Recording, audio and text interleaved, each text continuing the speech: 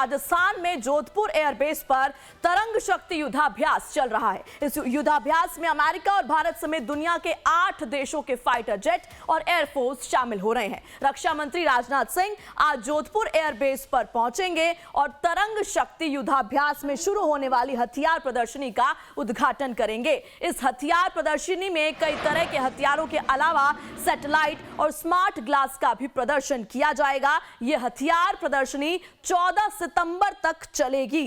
तरंग शक्ति युद्धाभ्यास में भारत की तरफ से तेजस और सुखोई 30 फाइटर जेट्स शामिल हुए हैं और दोनों ही फाइटर जेट्स ने युद्धाभ्यास में अपने युद्ध कौशल का लोहा मनवाया है। यह तरंग शक्ति युद्धाभ्यास का दूसरा चरण है। पहले चरण में बेंगलुरु में तेजस फाइटर जेट ने यूरोफाइटर टाइफून जेट को शिकस्त दी थी। तो आपको बता दें 14 सितंबर तक यह हथियार प्रदर्शनी चलने वाली है। RF gun, AR/VR smart glass का प्रदर्शन रहने वाला है और जोधपुर में तरंग शक्ति युद्धाभ्यास आज हो रहा है।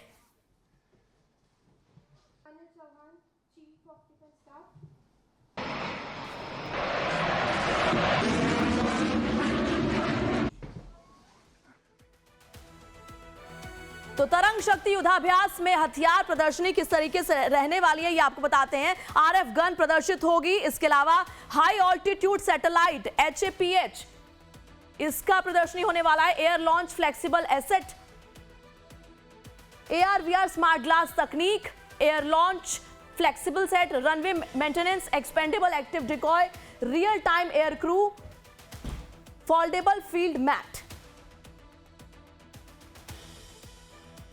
तो ये वो प्रदर्शनी के हम बता रही हैं जो इस प्रदर्शनी में चीजें शामिल रहने वाली है। अब जोधपुर में तरंग शक्ति युद्धाभ्यास किस तरीके से रहने वाला है ये भी हम आपको बताते हैं। इससे पहले 14 सितंबर तक की प्रदर्शनी चलने वाली है। भारत तेजस, सुखोई 30 MKI 8 देशों के फाइटर जेट शामिल रहने वाले हैं। जापान की बात करें तो F2 जेट, ग्रीस की बात करें तो F-16 इसमें शामिल रहने वाला है। अमेरिका की बात करें तो A-10 जेट अमेरिका का शामिल रहेगा। ऑस्ट्रेलिया का EA-18G, UAE की बात करें तो G-6000, श्रीलंका की बात करें तो C-130J, सिंगापुर की बात करें तो C-130J। तो ये 8 देशों के 8 फाइटर जेट इस तरंग शक्ति युद्धाभ्यास में शामिल रहने वाले हैं। फाइटर जेट्स ने दिखाया दम, combat mission, large force engagement, air to air refuelling, combat search and rescue, इसके अलावा मिक्स फॉर्मेशन और टारगेट प्रैक्टिस। किस तरीके से दमखम दिखाया गया है, इन तरीकों से दिखाया गया। ये वो तमाम तरीके जिन तरीकों से तरंग शक्ति युद्धाभ्यास चल रहा है। अब सुखोई 30 MKI की खासियत क्या है? Twin seater, twin engine, multi role fighter jet ये है।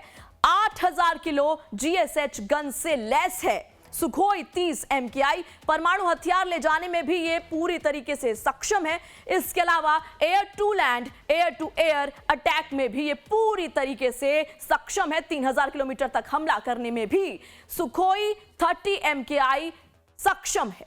तो ये तमाम खासियत सुखोई की।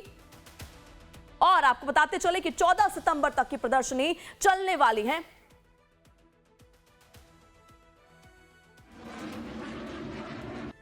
तो तरंग शक्ति युद्धाभ्यास में हथियार की प्रदर्शनी होने वाली है। राजनाथ सिंह इसका हिस्सा रहेंगे। 14 सितंबर तक यह हथियार प्रदर्शन चलने वाली है। 8 देशों की एयरफोर्स इसमें शामिल रहेगा।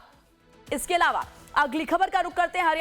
हरियाणा विधानसभा चुनाव को कांग्रेस ने उम्मीदवारों की तीसरी लिस्ट जारी कर दी है। कांग्रेस ने तीसरी लिस्ट में 40 उम्मीदवारों के नाम का ऐलान किया है, जिसमें 29 नए चेहरों को मौका दिया गया। वहीं तीसरी लिस्ट में कुल 6 महिला उम्मीदवारों के नाम शामिल हैं। इसके साथ ही कांग्रेस अब तक 90 में से 81 उम्मीदवारों का ऐलान कर चुकी है। विधानसभा चुनाव से जुड़ी ये खबर, अब तक 90 में से 81 उम्मीदवारों का ऐलान कांग्रेस कर चुकी है, जबकि 9 सीटों पर उम्मीदवारों के नाम का ऐलान करना अब भी बाकी है। 29 सीटों पर नए चेहरों को मौका मिला है। पहली लिस्ट में कांग्रेस ने 32 नामों का ऐलान किया था और दूसरी लिस्ट में 9 उम्मीदवारों की घोषणा की थी। इसी बीच अब 40 उम्मीदवारों के नाम का ऐलान किया गया है। लिस्ट आई है और अब आप देखिए क्या टाइम हुआ है, 12:30 हुए हैं। मुंड्रा से और शुगर मिल साइड से कहां से जो कार्यकर्ता यहाँ पहुंचे हैं, खुद ही ढोल लेकर पटाखे और सारा कुछ करते हुए। आपने आज भाजपा का नामांकन भी देखा होगा, कई दिन से तैयारी, कब से उनकी लिस्ट निकली हुई थी, कई दिन से तैयारी चल रही थी और 10 मिनट के अंदर आपने देखा क्या जोश और क्या। मुझे नहीं लगता आज उनके नामांकन में भी इतना जोश और इतने लोग होंगे जितने आज अब इस समय मेरे निवास स्थान पे। ये तो हरियाणा विधानसभा चुनाव को लेकर कांग्रेस ने अपनी तीसरी लिस्ट जारी कर दी है। बीजेपी की तरह ही हरियाणा कांग्रेस की तीसरी लिस्ट में भी परिवारवाद की झलक देखने को मिली है। कैसे, चलिए आपको बताते हैं। 40 में कई उम्मीदवार ऐसे हैं जिनके परिवार पहले ही राजनीति में है। हम आपको उन उम्मीदवारों के नाम बताते हैं। आप अपने टीवी स्क्रीन पर वो नाम देख सकते हैं। उम्मीदवार पूजा चौधरी, सीट मुलाना।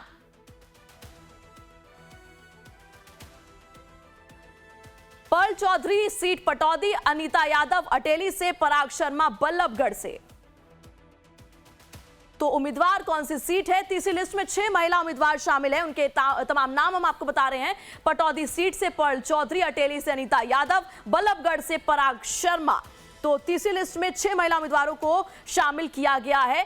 तो इस बार 40 उम्मीदवारों के नाम तीसरी लिस्ट में कांग्रेस के हैं और इसी बीच खास बात यह कि 6 महिला उम्मीदवारों को इस लिस्ट में जगह दी गई है। इसी बीच चलिए अब आगे नजर डालते हैं एक बार फिर से किस तरीके से इस बार का गणित रहने वाला है और क्या समानता है बीजेपी और कांग्रेस की लिस्ट में।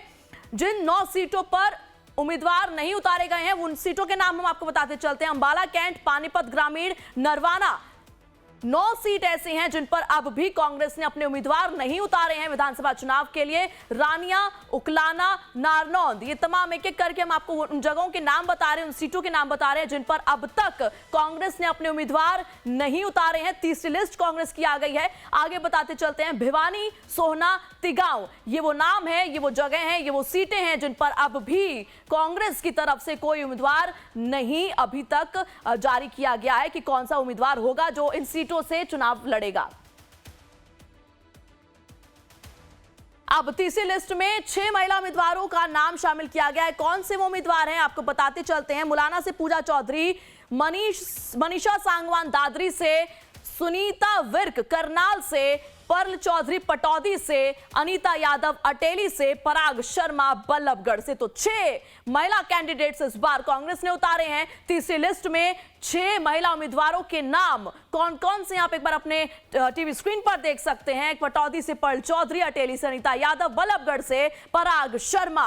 6 महिला कैंडिडेट्स इस बार चुनावी मैदान में विधानसभा चुनाव से पहले नाम इनके जाहिर कर दिए गए हैं। तीसरी लिस्ट कांग्रेस की आ गई है। 40 उम्मीदवारों के नामों का ऐलान कांग्रेस ने विधानसभा चुनाव के लिए अब कर दिया है। तीसरी लिस्ट कांग्रेस की।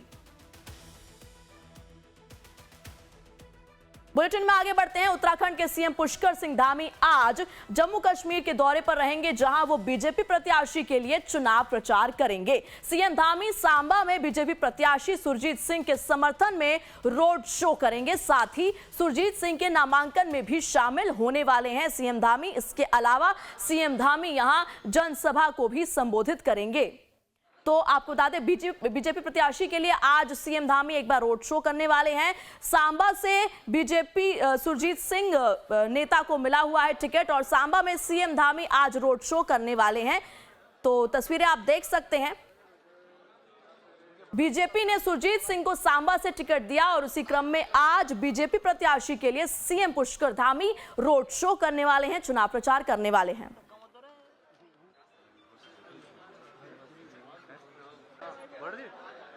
बुलेटिन में आगे बढ़ते हैं। जम्मू कश्मीर में करीब,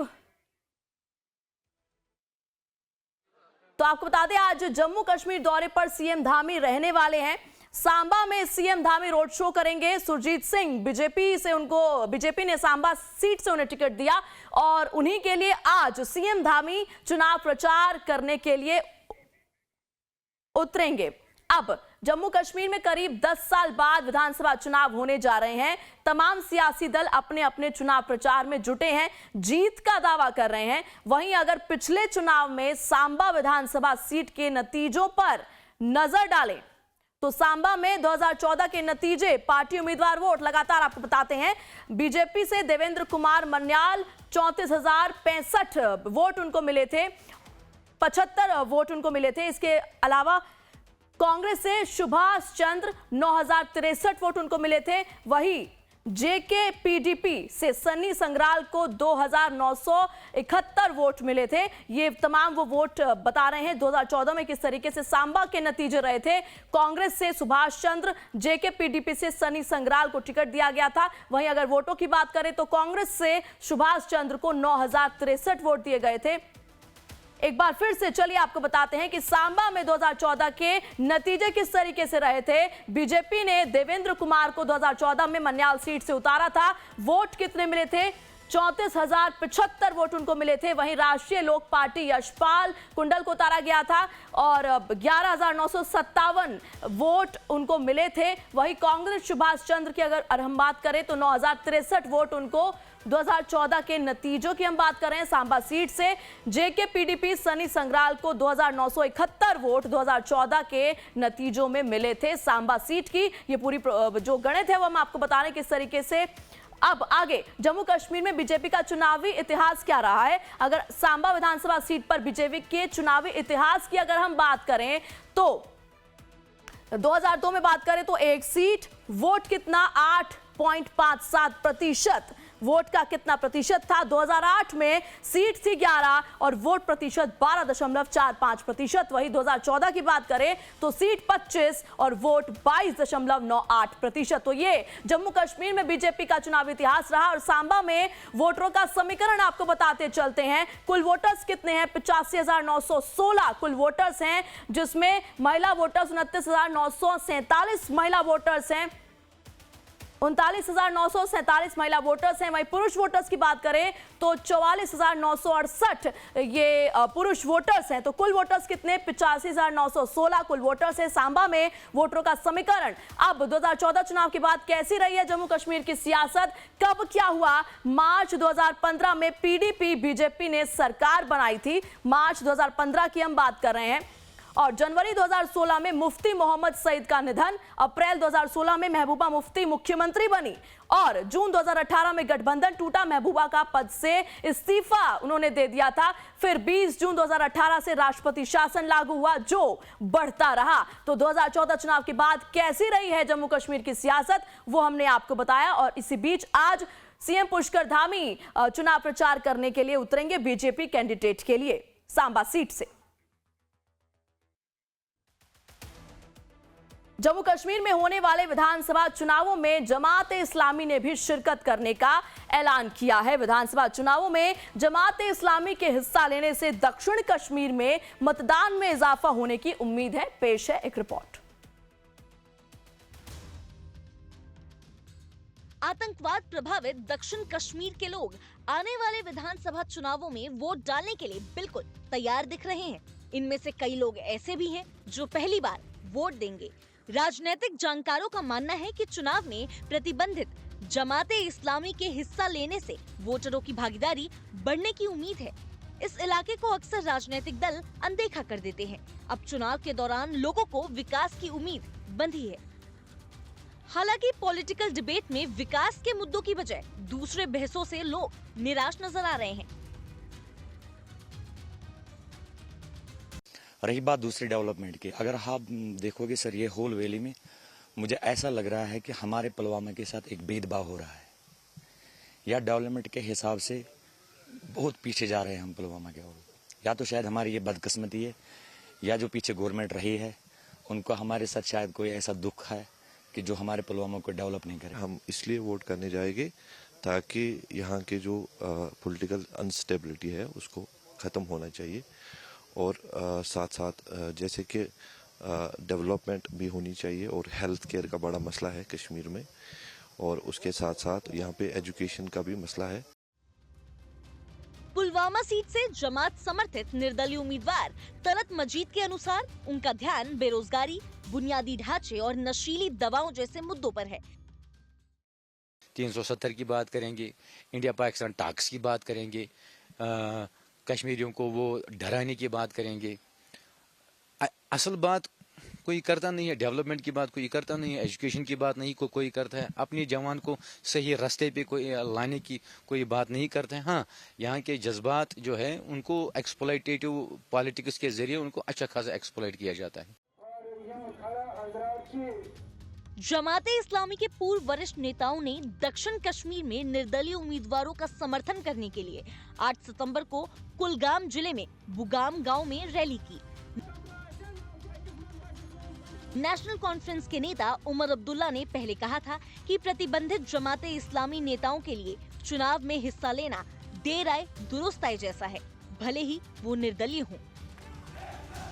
पीडीपी की महबूबा मुफ्ती ने भी केंद्र से जमाते इस्लामी पर प्रतिबंध हटाने की गुजारिश की थी।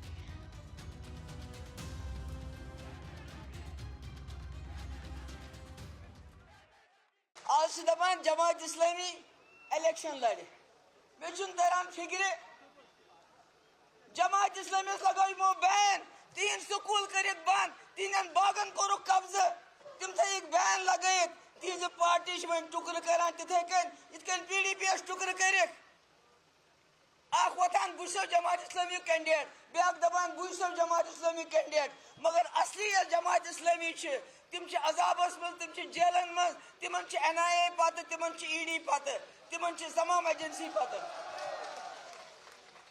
बह दिल्ली सरकार वन अगर तुम यहां जमात इस्लामी गि जमहूरियत हिस्स बन मसले कश्मीर कत जमहूरियत किस दायरस मज कर तेल तुलियो तिमन बैन थोद 3 बाग त्रेव यल 3 स्कूल त्रेव। हाल के संसदीय चुनावों में जमाते इस्लामी की भागीदारी से जम्मू कश्मीर में 35 सालों में सबसे ज्यादा मतदान हुआ था। केंद्र शासित प्रदेश की 5 लोकसभा सीटों पर 58% से ज्यादा वोटिंग हुई है। जम्मू कश्मीर में 18 सितंबर से 3 फेज में चुनाव होंगे। वोट की गिनती 8 अक्टूबर को होगी।